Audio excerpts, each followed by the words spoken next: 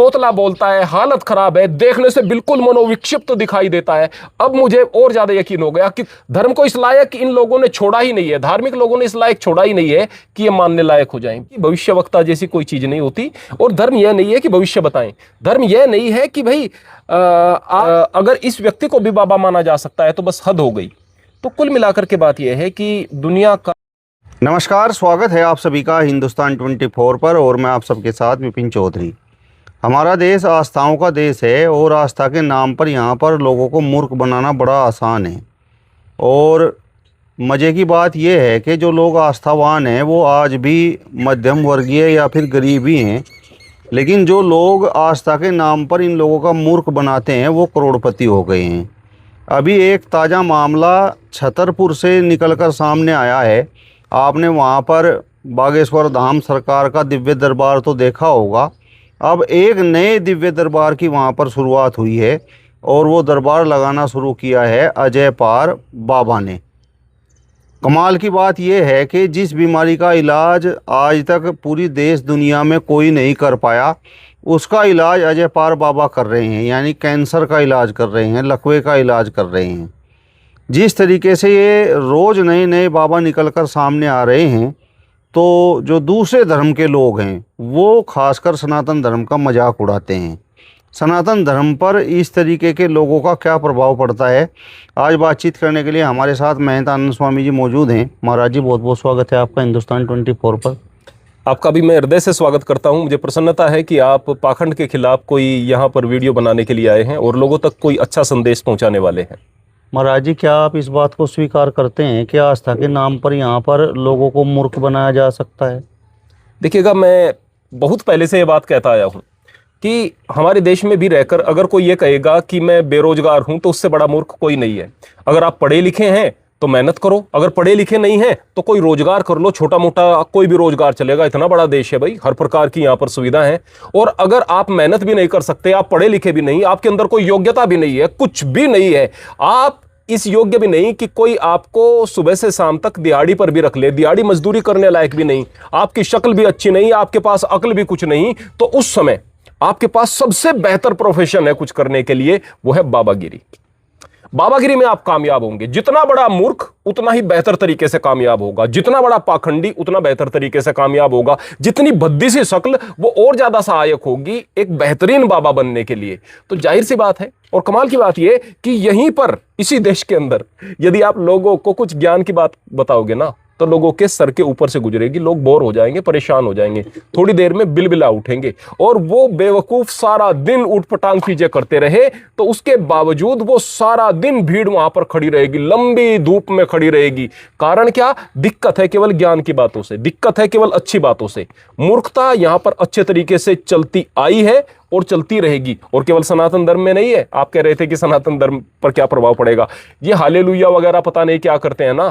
आप prophet Vijender Singh, I think वो शायद है पंजाब में, वो क्या करते हैं कि इस तरह के लकवाग्रस्त लोगों को लेकर के आते हैं और उनका मुंह टेढ़ा है, हाल खराब, वो सारी चीजें स्क्रिप्टेड होती हैं, उन्हीं के बंदे होते हैं। और फिर उसको कुछ वो अपने तरीके से बाइबिल का कुछ पढ़ते हैं, फिर वो एकदम से ठीक हो जाते हैं।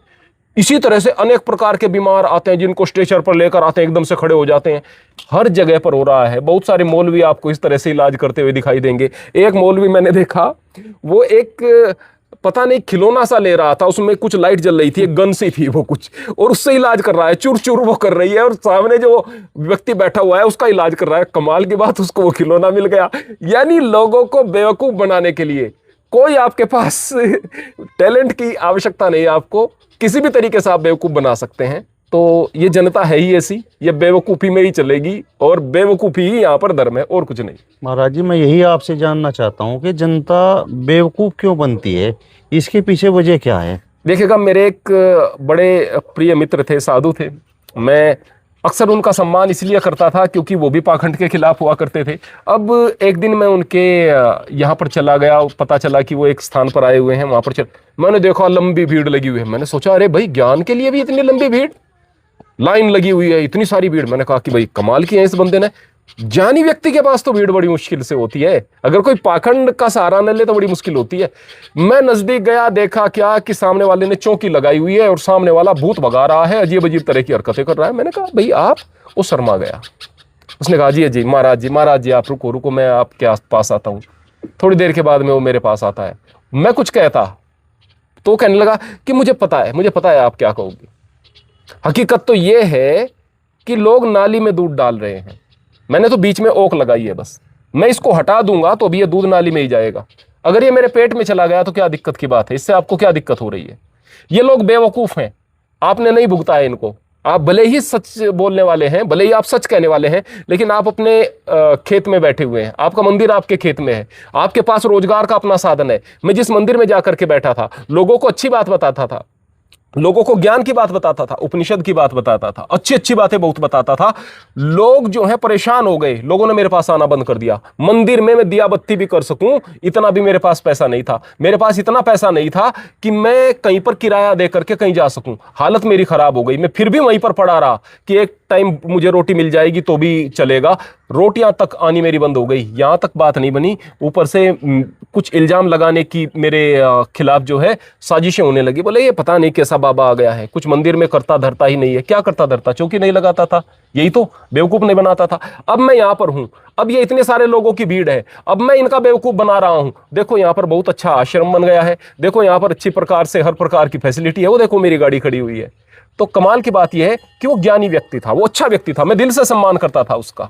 तो उस व्यक्ति को भी मजबूरन वो रास्ता चुनना पड़ गया है, मजबूरन। कमाल की बात हम कह देते हैं कि बाबा पाखंडी है। अरे पाखंडी बाबा कहां से आएंगे भाई, आपको चाहिए ही पाखंडी, तो वही तो पैदा होगा ना जो आप चाहते हैं। कमाल की बात ये खरपतवार है, इसको हम उखाड़ कर फेंकते हैं खेत से, और अगर कोई खरपतवार कोई बो देगा तो खरपतवार ही पैदा होगी ना। अगर फसल नहीं बोएगा खरपतवार ही बो देगा, उखाड़ेगा नहीं तो भी खरपतवार ही पैदा होगी। तो जिस चीज को बोओगे वही तो पाओगे ना।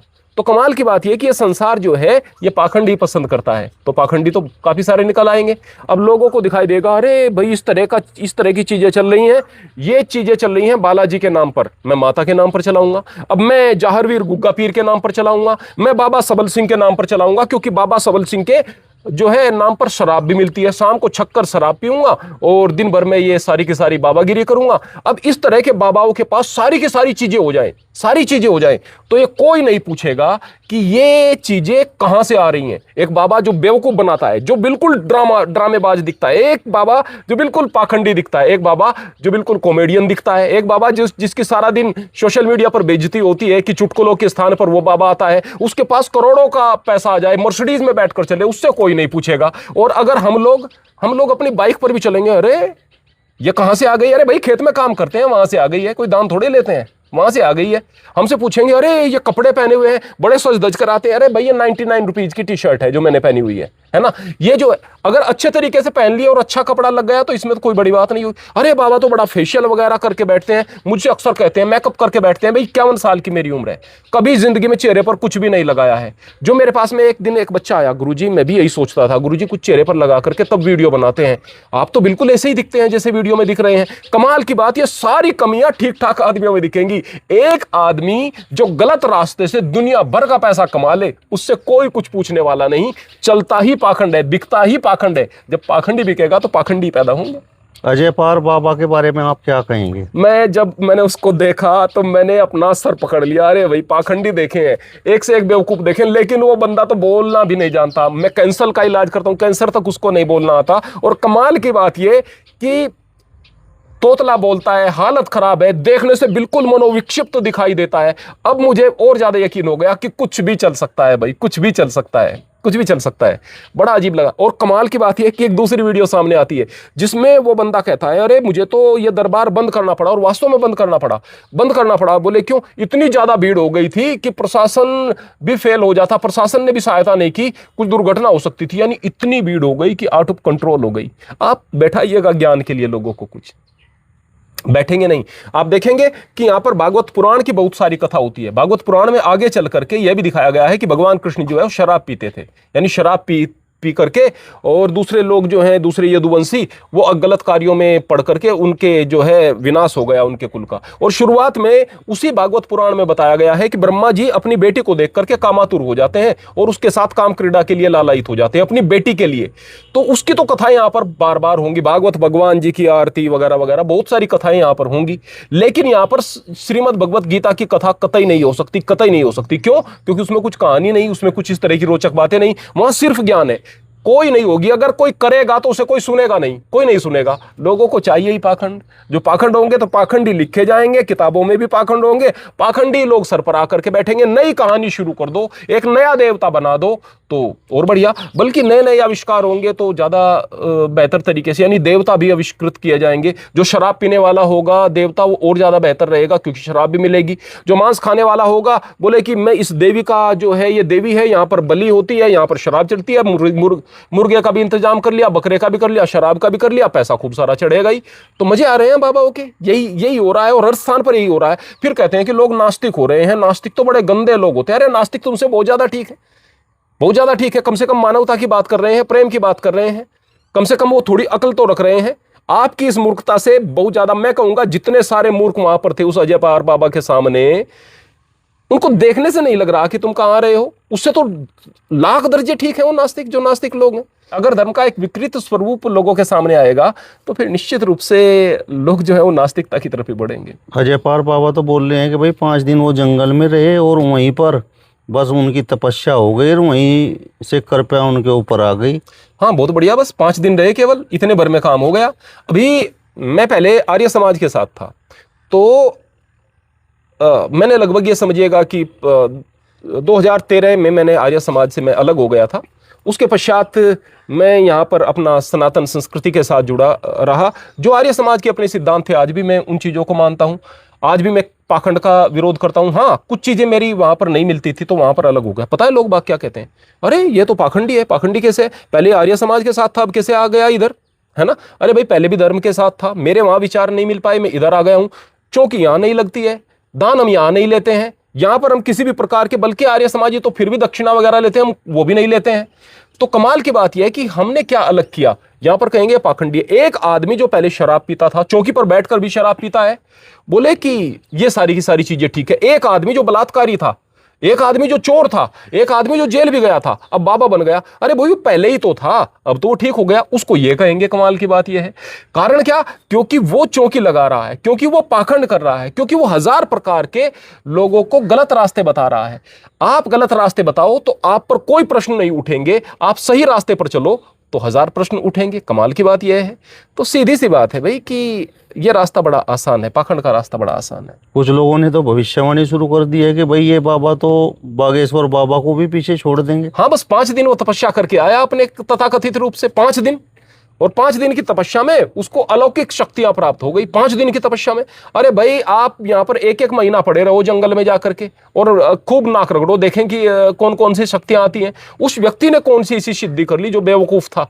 तो ये दुनिया है भाई, ये दुनिया है, ये बस पड़ जाती है, एक तरफा पीछे पड़ जाती है। धर्म यहाँ किसी को नहीं चाहिए। और मैं कहूंगा कि जो नास्तिक हो रहे हैं ना, मैं फिर कहूंगा कि मेरी तो विशेष रूप से संवेदनाएं उनके साथ होने लगी और मेरा तो दिल उन्हीं की तरफ जाने लगा है। इसलिए नहीं कि नास्तिकता को लेकर के, इसलिए कि उनकी समझ इन लोगों से ज्यादा बेहतर है। धर्म को इस लायक इन लोगों ने छोड़ा ही नहीं है, धार्मिक लोगों ने इस लायक छोड़ा ही नहीं है कि ये मानने लायक हो जाए। धर्म इस लायक छोड़ा ही नहीं। महाराज जी, क्या पर्ची निकालकर किसी का भविष्य देखा जा सकता है? और पर्ची छोड़िए, क्या कोई व्यक्ति किसी का भविष्य देख सकता है? देखिएगा प्रियवर की कई चीजें होती हैं। एक आदमी अगर शराबी है, सही प्रकार से चल नहीं पा रहा, तो लड़खड़ा करके चल रहा है, उसको ऐसा लगता है लोगों को देख करके कि ये गिरेगा। अब उसने बाइक उठाई और चल दिया, जाकर के उसका एक्सीडेंट हो गया और कोई व्यक्ति कह रहा था कि ये आदमी जरूर कहीं टकराएगा। तो क्या वो भविष्यवक्ता है? नहीं, उसको पहले से ही अंदाजा हो रहा था, है ना? तो कई लक्षण इस प्रकार के होते हैं कि आदमी के देखकर कह देंगे कि हाँ भाई ऐसा हो सकता है, वो बात सही निकल जाए तो भविष्य। बाकी भविष्यवक्ता जैसी कोई चीज नहीं होती। और धर्म यह नहीं है कि भविष्य बताएं, धर्म यह नहीं है कि भाई आप किसी का अतीत बताएं। धर्म क्या है? धर्म तो तलाश है उस चीज की, उन सवालों की खोज है कि हम दुनिया में कहां से आए हैं, हम क्यों आए हैं, क्या करने के लिए आए हैं, हमें कहां जाना है, हमारे कर्तव्य क्या हैं। ये दुनिया है तो इस दुनिया को संचालित करने वाली वो कौन सी शक्ति है, वो शक्ति किस प्रकार की है, क्या इस दुनिया के अलावा भी और कोई दुनिया है? हम जिस डायमेंशन में जी रहे हैं, लंबाई चौड़ाई ऊंचाई है, इसके साथ टाइम भी है, क्या इसके अलावा कोई 5th 6th और 7th डायमेंशन भी है जिसकी विज्ञान कल्पना करता है? तो इन चीजों के सवाल आप अपने अंदर पैदा करोगे और इनके जवाब जब खोजोगे तो यह आध्यात्म है। लेकिन आप आध्यात्म क्या ढूंढ रहे हैं कि देखो भाई वो फला आदमी है, वो भविष्य बता देता है, वो अतीत बता देता है, उसने बगैर पूछे ही हमारा नाम बता दिया, तो क्या? तो क्या आप अपने मानवोचित कर्तव्य करने लायक हो गए हैं? हम गलत चीजों के चक्कर में पड़ जाते हैं, जो चीज होती ही नहीं उसके चक्कर में पड़ जाते हैं। ये दिक्कत की बात है। अजय पार बाबा की उम्र 14 या 15 साल रही होगी और मुझे लगता है कि शिक्षा भी बहुत कम है।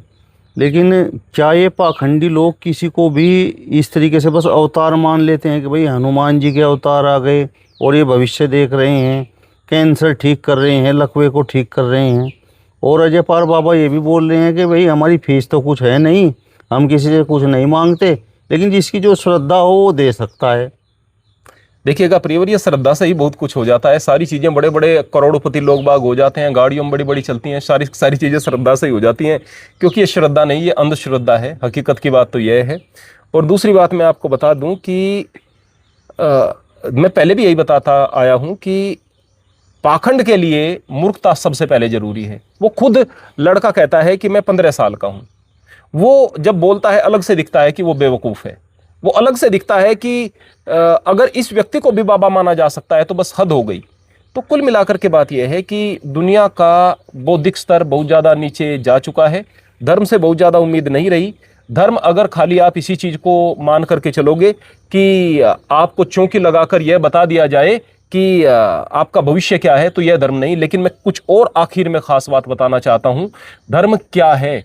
धर्म है जो कि आपको जीवन में बताया जाए कि आपको परिवार में कैसे रहना है। धर्म वो है जबकि आपका गुरु आपको बताए कि लोगों के साथ व्यवहार कैसे करना है, लोगों से सावधान कैसे रहना है। धर्म वो है जो कि बच्चों को बताए कि ब्रह्मचर्य का पालन करना है ताकि बच्चे हमारे सही मार्ग पर चलें। धर्म वो है जो पत्नी के कर्तव्य बताए, जो पति के कर्तव्य बताए। धर्म वो है जो भाई भाई में अगर झगड़ा रहता है उसको खत्म कर दे। धर्म वो है जो नफरतें हटाए। धर्म वो है जो जीवन उपयोगी हर वक्त काम आने वाली चीजें गुरु बताए और शिष्य उन पर चले, तो धर्म का आचरण है। ये पाखंड कभी भी धर्म नहीं हो सकते हैं। चलिए, तो महेंद्रानंद स्वामी जी को आपने सुना। फिलहाल इस वीडियो में बस इतना ही। अगली वीडियो में फिर आपसे मुलाकात होगी। तब तक बने रहिए हिंदुस्तान 24 के साथ। नमस्कार।